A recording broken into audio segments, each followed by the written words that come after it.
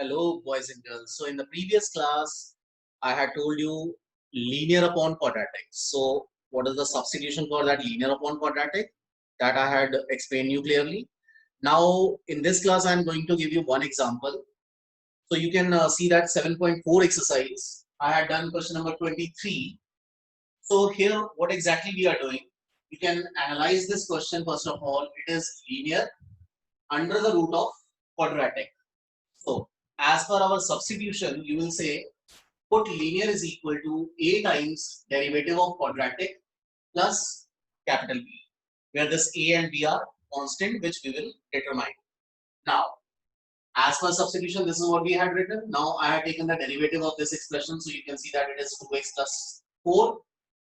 Now, we want to get the value of capital A and capital B. Now, in order to get the value of capital A and capital B, we will compare the coefficient of x and constant on both the sides. So when you compare the coefficient of x and constant on this side, you can see that the coefficient of x is simply 5, and on this side the coefficient of x is a.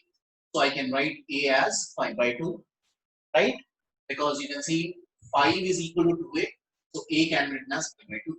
Now if you see constant over here, then on this side the constant term is simply 3, and on right hand side the constant term is 4a plus b. So that is why I had written 4a plus b. Now over here I will put the value of a. So when putting the value of a, we'll get b as minus 7. So we just got the value of this a and b. Now let me call this equation as number 1. Let me call it as number 1. So I will put the value of capital A and capital B in this expression in number 1. So you can write 5x plus 3 can be written as 5 by 2, 2x plus 4 minus 7. So I'm putting the value of A and B in this expression, and this is what I will get. How to get the value of A and B? I'm just comparing the coefficient of x and constant on both the sides. Here the coefficient of x is 5. On this side the coefficient of x is 2a. So A will be equal to 5 by 2. Constant term is 3. On this side it is 2a plus b. Putting the value of A, I'm getting B. Now, after getting these values, I had substituted A and B over here. So this is what you get. Now, one thing which is very important is never solve it further. Because if you solve it further, then obviously you will get back to this expression. So, the importance of this substitution is we want to split this expression, this linear, in two terms so that we can conveniently integrate the expression. So that is the importance. So don't spoil this expression, keep it like this.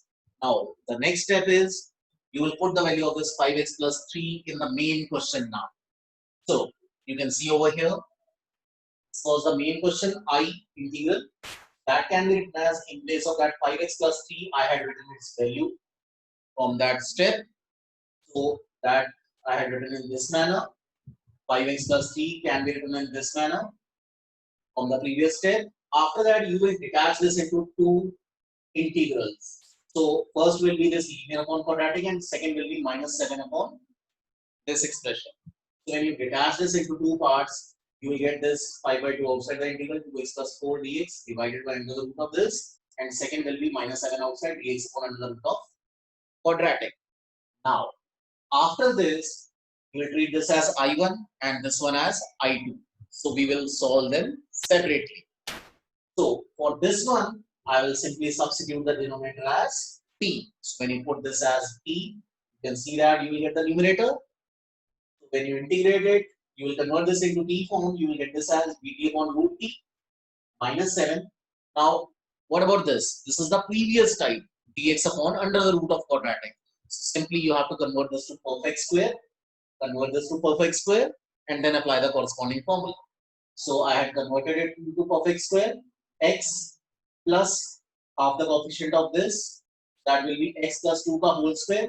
Keep this 10 as it is, and then minus 2 ka square. So it will become 6. So this is what you will get after calculation, x plus 2 ka whole square plus root 6 ka square.